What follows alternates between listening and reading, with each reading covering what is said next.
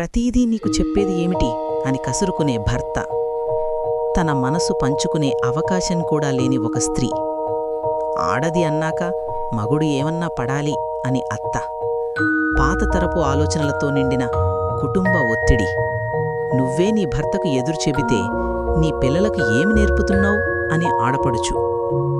మహిళల మధ్యే మహిళలను అణగదొక్కే సమాజ సత్యం. ఇవన్నీ విని చూసి హేళనగా నవ్వే తోటికోడలు. మౌనంగా చూసేవాళ్లలో కూడా విమర్శ దాగి ఉంటుంది. ఇంతేగా ఆడదాని జీవితం? అన్నీ విని మౌనంగా నవ్వే నేనొక ఆడదాన్ని. కాని కాదు, ఇంతే కాదు ఆడదాని జీవితం. మాట చెప్పే హక్కు ఉంది నాకు, మనసు పంచే ధైర్యం ఉంది నాకు. నాలోని నిశ్శబ్దం కూడా ఒక గళం. ఇకపై ఆడదాని జీవితం అంటే మౌనం కాదు, మార్పు.